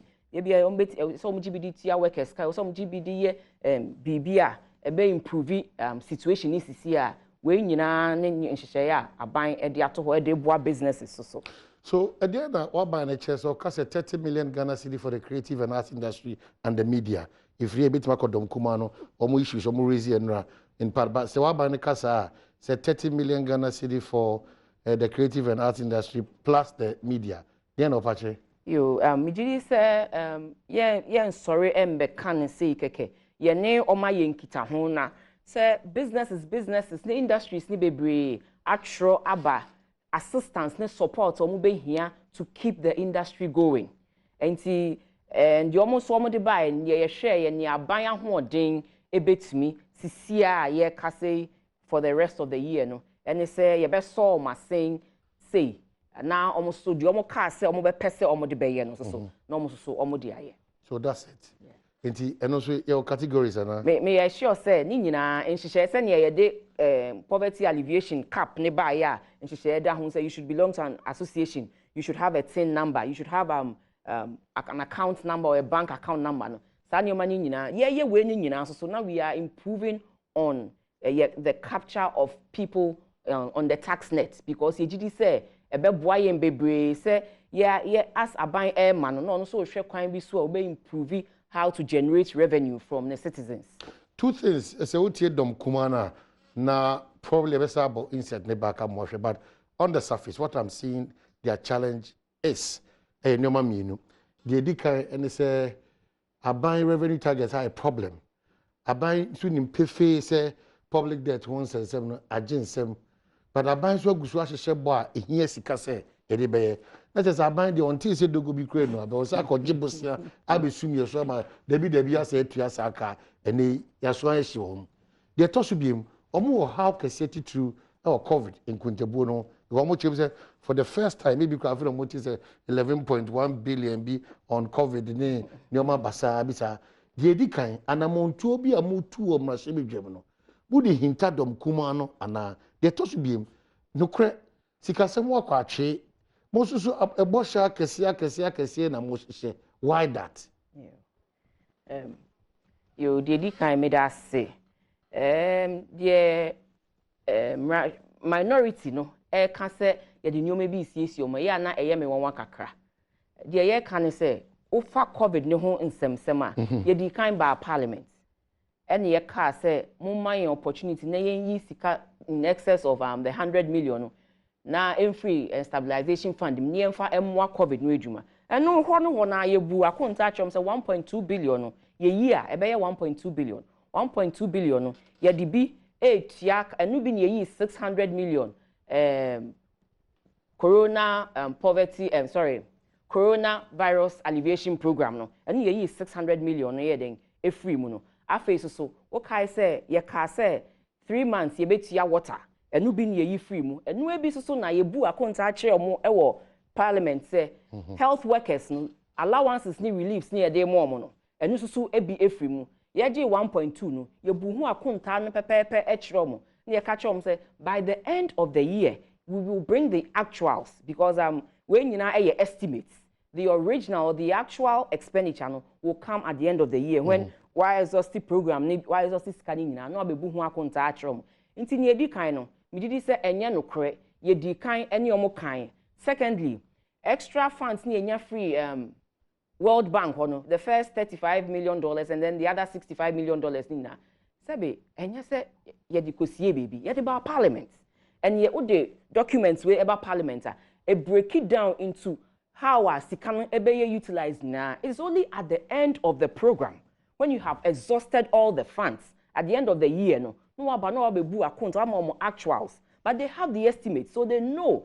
Sa sika ni nyina ye je no for everything they dey ye. Ebi wo ho ye dey ye contact tracing. Ebi wo ho a eni bi ka ho ye dey ye insurance ema health workers na for one reason or the other almost so be exposed to the COVID-19 we are interested in this accountability matter because of election year any probability ayana politicians binomo mu take undue advantage of some of these times in terms of sikasem.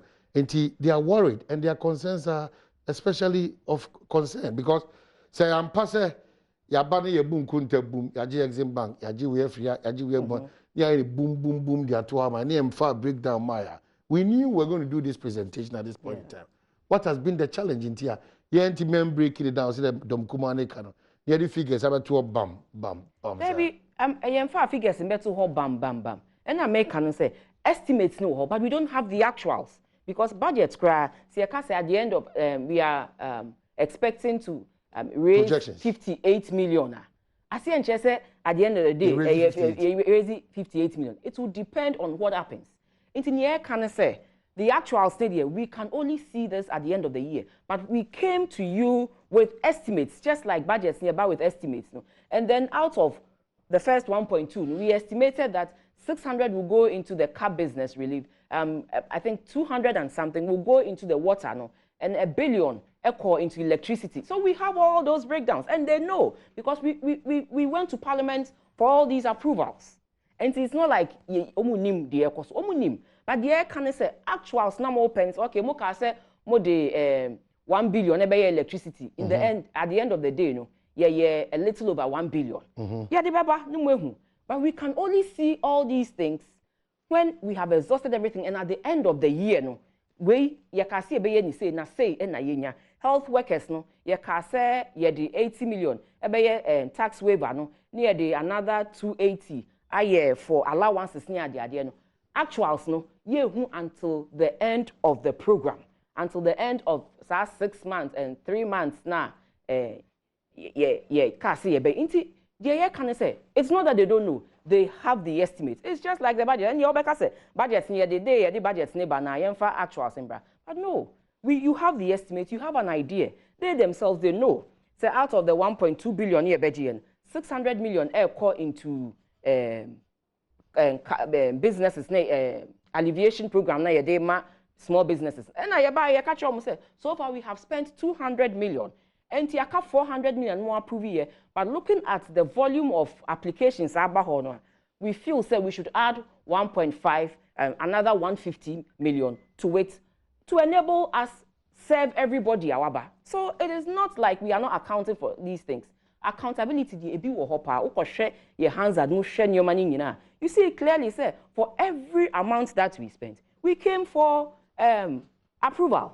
Yeah, Koji Bank of Ghana, dear. And first 5.5, yeah, Bank of Ghana with about 10 million. Yeah, the first 5.5. We came to the finance committee. Per the law, we came to the finance committee. They had a meeting with us. There's nothing like there's no accountability. And then how do we operate there? Okay, maybe so still, but no, an interaction with Honorable Senator Champo. Is this Richard Champo, rather, Bia East, part of the finance committee. Already a very critical issue that Abawe Detro actually Abawe catchre say, I said yes, ya boy, honya cry hono. Say impose ye qua hima, Bosume miensa and 9 enum crabebano, nay and call baby uncle Serehi, Kakrana ya crana, a bit him the aqua, copy with the busumi enumechi. And so COVID beshi mu by Bacopeno. Abai di medicas one call a drum man so uncle pet and so I say kakra. And can once buying if you go papa edamai. So what was that grounds abujina? Emma Ghana for that assurance that yeah reserves a modu say BBC putu prupe ye wa hotoso say busumi miensa busumi enan busumi enum ebetime gina na so ansana se ebekọ akọje mmo abi kura ya akọje we dey see ya ban e di mirike akọje mmo me da say ni edikan aban anka obebia say eba nya huhia esese oya onye ye edikan ye ba parliament ye ma 2019 ye day 2020 budget ne kono numbers ne ba ni nyina kire se nyoma akoyie o hwe before I mean o hwe numbers no hwe GDP o hwe statistics ni nyina na o hwe at the end of 2019 de na ya ye na clearly industry sectors ni nyina na nyina o ma komenim the figures were high so clearly should tell you say ni consolidate at least ye be start gains we need consolidate gains no o hwe enra numbers are minister demand for 2019 now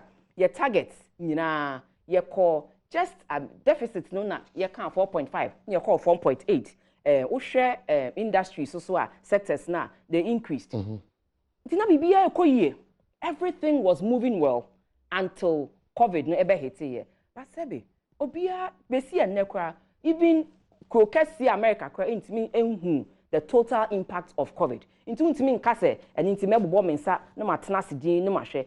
Na afase so 2020 budget ni aban ka say ye beko abeji loans bi a ye de bebo de edi ndwuma bi. Na parliament approve it that. Where ye loans ni bi ho na parliament approve it that. Yes, for 2020 meka 2020 who share your budget ni ma. Who share appendix 10C a loans a ye ka say ye beji ni edi dwuma ni sa ni o mani nyina. Inti enye se eba ye na ye di meka ne akwa akodi no wo hwe budget bie mu a ye kire se for this financial year no this is the amount of loan na ye be pese ye beji ne ye di ndwuma but yes COVID ne ba ye no amama nyina hu say we extraordinary item, and an extraordinary item no demands an extraordinary results and a challenge to deal with it. Inti World Bank forecast say you 100 million betimi dia mamu, IMF forces you 1 billion betimi dia mamu. That is how it happened. Inti anya say buy na ye di mika nye kwaji already. You look in the budget. We had outlined some loans ayeba beji for 2020. Inti it is nothing new. But we are extraordinary no e buy no. Now say aban so efa ho something a ebeboa ama ye nka say ye ka say ye nkwaji bia nti ebeboa ye nsa there be one mo hwe so a your revenues are your estimate na your close border.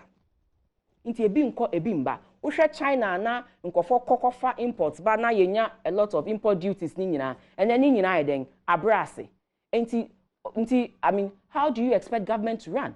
Government will have to find very efficient ways to run and costing more than necessary. And that is what this government has done. Now I'm cutting according to this. About we kasa big, but now I'm looking at what even the agri sector talks about. Intensify support for farmers through the PFG and RFG. Facilitate access to financing for rice millers. Extend financial support to the National Buffer Stock Company and Ghana Commodity Exchange. Establish food security monitoring campaign to goes on and on. Mujina campaign platform.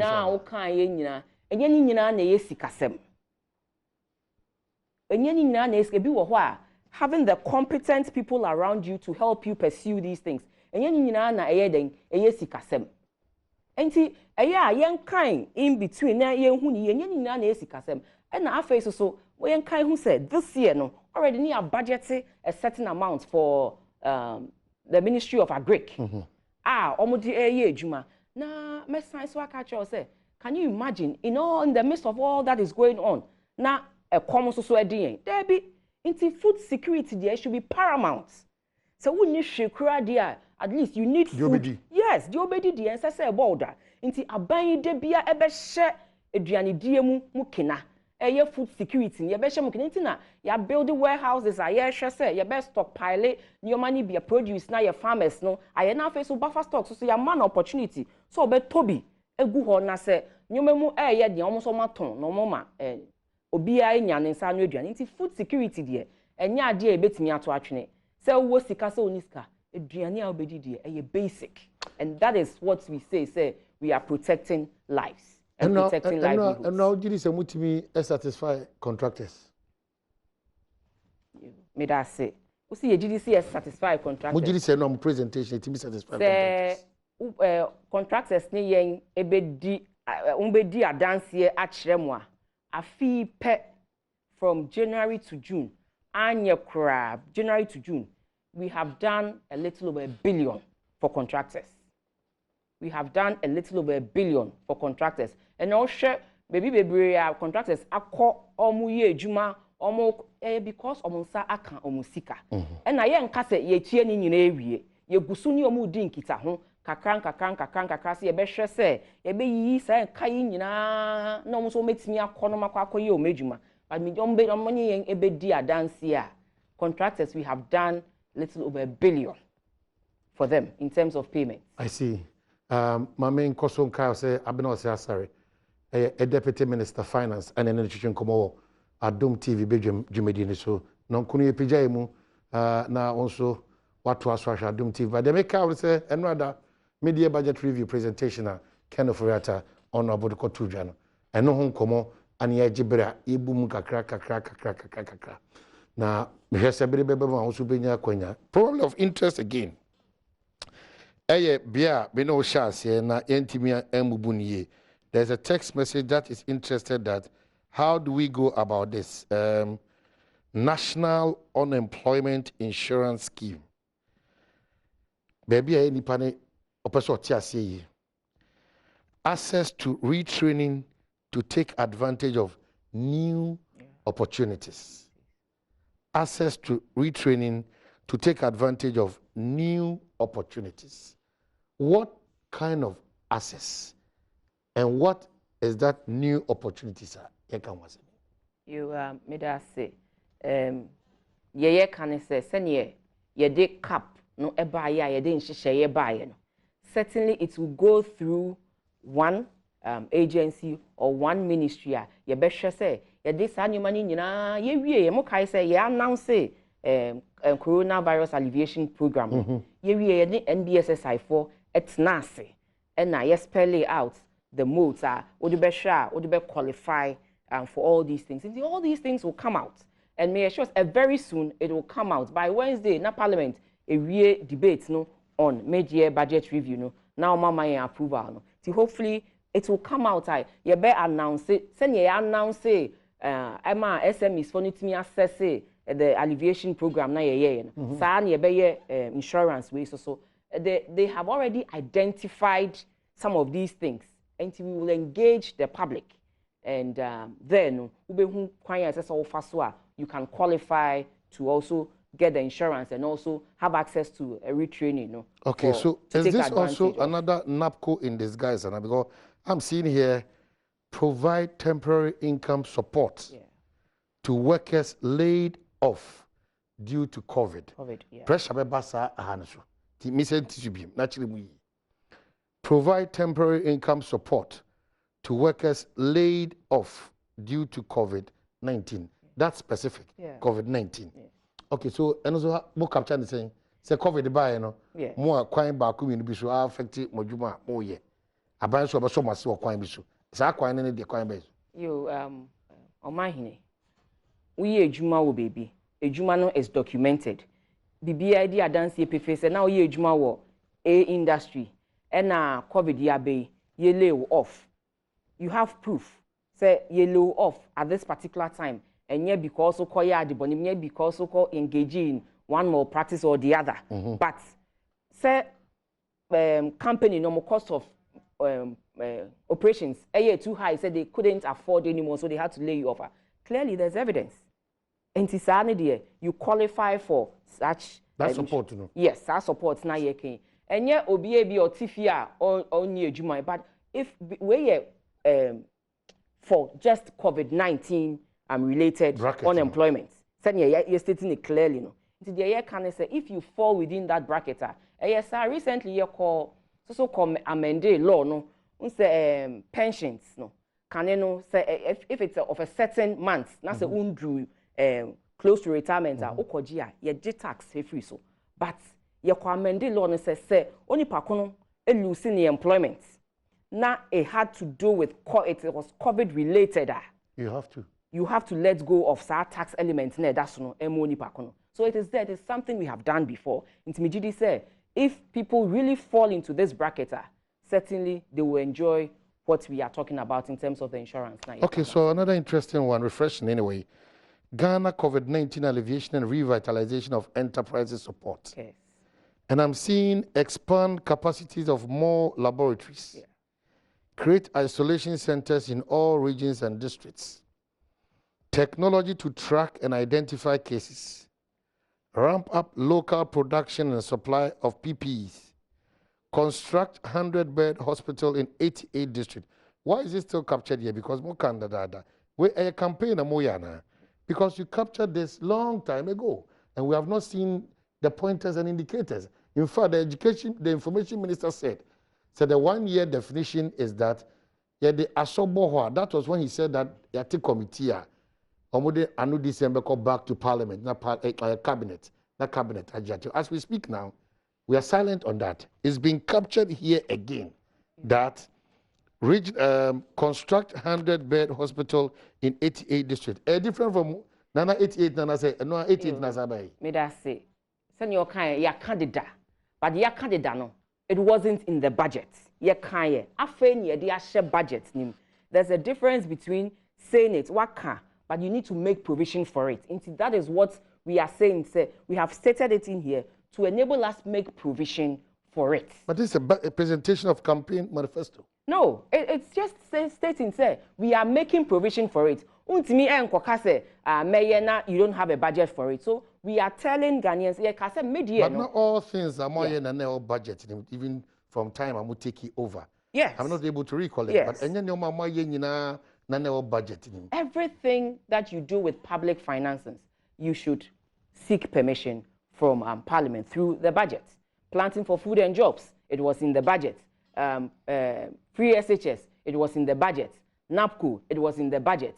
Every policy initiative, nursing trainee allowance, teacher trainee allowance, they are all in the budget because you need to fund all these things. And you cannot fund them when you don't have a budget for these things. But Deputy Minister, these are refreshing moments. By implementation, always a challenge for us as a country, and I would as say, a party. Minister can say it is all about implementation, implementation, implementation. You can't about the cap alleviation projects, no, and then we are implementing it. In Kofo Bebrebe di adanse say omonsa kan loans now, omo tro, omo some MBSS, omo apply some budget. Kofo Bebrebe di adanse say omonsa kan. Kofo Bebrebe di adanse say permission na Parliament at the mine see and spending 1.2 billion in free stabilization fund, you know. Omonsa kan cooked meal, omonsa kan packed dry meals.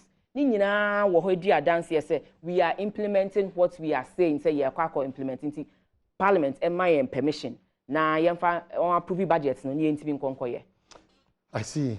I'm not sorry, Deputy Minister Finance. Mamenka say SHS, me were issues with more Veronica buckets, ne sanitizers, ne nose masks, because yeah, the Nklani Biakusuku are almost a week, and even beyond a week, issues about sanitizer, ne nose masks. And one you blame no more than more Jemuko. Now, yes, so Munina Maya Kokutako Finance Ministry, yourself, your boss, and the other deputy that you have. Because you have to take form, I'm using the raw language amount. Finance Ministry for the POP cry. Bibia moye bia kokotako. Mo money o mantimi en sane mo. Titi yebe to abe. Uti se Ghana forecast sika ni system nim. Se mo de mo moye say. Na moye say no. Ebe na ne o mantimi akoso. That's the problem. Minim ha mo kika mo ABC mo subtractions ni mo discounts ni. But this Finance Ministry, especially the minister, as if someone in too Armstrong. What's happening? Oma him pacho enye say ye too Armstrong. Say be ye ban sika e public finances. Untimi sorry emfa unsa emmom se wuyi nhyehyeye ne mmra eda ho. Nti se ne nhyehyeye ne mmra da ho no sa na ye so ye. Because the minister be almost the finance ministry has not provided us. It is nice here. But yenya sika yenya tumi bi betim bi akọ ofa ha ye beka we acho ofa ha ye beka ha okọ works and house challenge. Uraha there's a challenge. Uraha. So fantastic ideas. Refreshing moments as a country that we have, very motivational and inspirational. We are dreaming big, but the implementation is always hanging. That's the challenge. We are dreaming big, but in dreaming big, you know, so we see who say resources no limited. Ain't as and when bano, and I chem so okay, if I say a huge project, you share ya. Minister in North a CARES program, a 100 billion program. Yeah, in 50 years, any preoccupy. Yeah, share stabilization phase no free, and this year could see the end of the year. And after the other 1 year, especially 2021 to 2024, with 70% private sector participation. A sunny year, dear. Oh, and yet, fine. I won't say, Miss Economy, wow, mean, into BBI, yes, into ABI, and there, an ambitious program, be 5 billion. But the space in the budget can take 2 billion. Into be multi-year contracts. Into multi-year, you do it across the years. And maybe 4 or 5 years, and a years. I tell you, money now so emried and sharing. And the whole PFM nim. Into and yes, and some ding. But in dispensing public finances, no, you are guided by the law. And then Sana, you did you. All right, the next 5 minutes, then back and wrap up. Probably question be or about somebody be or be which 0302 211 701 equity 4 0302 211 701 equity 4 na obusa a deputy minister of finance nimnyan for abna osei asare asema peso obusa no obusa no mamen woshe Kumasi mayor or personal assistant George Opoku Amponsa. Mamema Oyako, the understanding is that you've lost your dad, Openyin Kofie Duse Amponsa, 77 years. So, George Opoku Amponsa, personal assistant to the Kumasi mayor, Iyako Shrunkona Edema, and then also Mudeunso Ajibra, also Ushevi. Thank you. But you see at the Enkasa on 0302 211 701 equity 4. media budget review, what in Sema Akoswe Nrada, na and Komo yes, I didn't pay with the Deputy Minister of Finance. Good morning, Apom to say. Am I? Yes, good morning, Lisbon. Is it Desmond or Lisbon? Deputy Minister. Okay. Me myself bisane say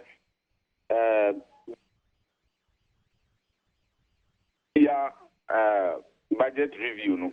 Yentiase bebre na yentiase ntia part the chow media no onka ni twi kakra mai na ye binmu so ntiase ya afimu ni nyina ebupen emu ache mienu nti aban bi a shafi bi ase a ordinary suade hu no na bi obanya sika free de odi sika ne beye odi tudwa nti afede kwa na emu che mienu a no wasa ba mrahye bedwam se mrahye no no wabebu nkunta se afeni mu ache mienu ba bi amaya kodunye metwaso na mum esintowe na aba hawe na aba esan a ana b asichere no yo medasi na misham. Okay, yes sir, that's John Martin. John Martin. Yeah, yeah. Meet you, John. Yo, me so media kakra, you're from John, make a free samurai boy. You're from John Aka, make a free samurai boy. Yo. Me so me question kakra say. Ye MPs na omo enya mo aban na wo party na wo fan say ebia MPP na wo na MP ni NDC ni.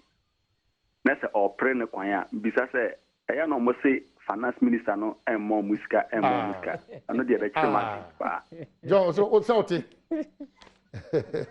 opposition leader opposition me no ya no mo power crowd mo tie so na wo the opposition. Okay, John me that's it minister me ya no e de kwaku be wie kwaku ma chia pop ti say Adom na so good boko Mr. Deputy Minister Deputy Finance Minister Mami say public hello Patrick you public basic school e kwan be so na omo expect say head teachers no everyone schools no because scarce e dey ba near the running schools no ska no emma okay and obia so enkan hwe and no say name sa na bobesia running school no miss am say China public basic school ankasa the focus is only on the okay also free Obuase okay good so you find it in we prekom ji e pamcho ye won say mo free unfortunately ye ntimi fa ye da se nka wo free meza Oma hemeda say medi kind with the public basic schools no John me name school ko awo but I can see an authority say ye tia capitation grants and ye tia other musika nkakra na eya amode running schools ni nyina no menim say ye tia ama Ministry of Education so etia to the various schools if for one reason or the other unsan kan amode a ebe me wan kakra but me stress say be ma district director of announce municipal director of education no e follow up because menim say we have given out answer na ye be ma schools no ebie no near necessary the more money in terms of sika, in terms of mask, sanitizers, Veronica buckets, we made all those things available to the Ministry of Education.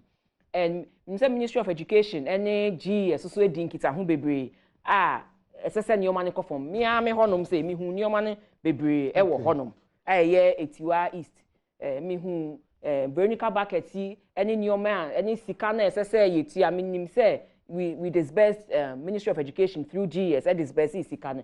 See for one reason or the other, more public schools na ewo obuase no. Monsa enka mo dear MGD say you should make we should follow up with the Director of Education, municipal and our districts. Okay, so what na JGT follow under no? What hospital what kwa onje? What we is a hospital no? They work crying in chen. You who say I have problem because they be insuo toa na insuo afa. Yeah, for over 15 years. Right on the right hand side, quite be your friend at Fiscal, a new hospital. We are almost done. We are almost done. The car and say ye be insure any action lights no abahonum. Last weekend, Sunday, I was there and we are almost done with it. Yeah, only one is a Koji Abo Prempe, correct? Yes. Okay, so yes. All right, so I feel okay. Minister Medase, I'm summing up like this. My baby, my first akwenya we so enchia me so me nkofo. Okay. Wo Etiwa East. Okay. Na de meka ne say send your more share registration ya see message ye nyina ye nkoso saa na ye ntwetwetwe ye nuanum ni nyina omo ye eligible so omo be register no omo nko na omo so omo nko register afei so fasa akwenya wesu no ada etiwa East MPP constituency executives asepa titiri chairman entry da mo ase ni wedwuma pa mo ye message say ye nyina ye nya bibia ma bibia nya bokọ wo ho ni register se ni se ye register nyina obi bia o ye eligible bia de as say ye hwe say bibia be ye di na wetimi register na machia ye district director of education ye district director of health nyuma pa o mo ye na ya nkasa so ye DC da mo nyina ase ye moa na ye mpeja etiwa yi se ne de bia meka no na eno so enye kra behwe. Okay, once we constituency there hospital na sem no ehiame nti ye na wie ni ntem na mo move in na moa why okay mama nyina Charles Usu anemu na oseme fast that kese ma vice president ne chief of staff ana fe second lady ana chairman untumi ni mpanyimfo ahodo a aka nyina Sir John ne 1 week mobeta na chi ene abusuan chi ewo Sakrawo no republic ose odamwase a ensa echenka abobi a obi ano odebetudwa ede amamo minister o ma hiere fiade baako abrantie bi efrese eya omo mu opposition no aban na ya enye no kresa na wanka se wakwan ni bi kra no so ayere kakra akwan enye sa de ye ne se bibia ye budget for enti se wososo wo MP no otimi to de bia eye lobbying woso na se oba na obehu se opposition lobbying de enye adwuma keto minister men kan se simple ni nyina ye free opposition mu da enti odi ne se odi ba ba tu enim se afi ye ntimi anye de be hye so afi a ye bebe ye be hwe na ya amount nye se o ye opposition a ye moa ye bo obi a ye de se ne ye kan ye yiyim se o ye Ghana ni na wo te Ghana na wo hia moa aban si or protect lives no protect livelihood so enti mi nua be ma MP no on shemukina ni lobby no na megidi se mire se ni mire fatem kwan na ohwehwe no wo so monsa ebeka well we commend the ministry for a refreshing media budget review but implementation is very important yeah beresia me do man hene kwabna sante bo amu amano ne amohwe yedamu nyina amase titru Michael Nketia Boachi Australia time audition odd and afi DJ Toto and Baba Felix. We are grateful. Nyame de chair Monday we're here. Into show weekend.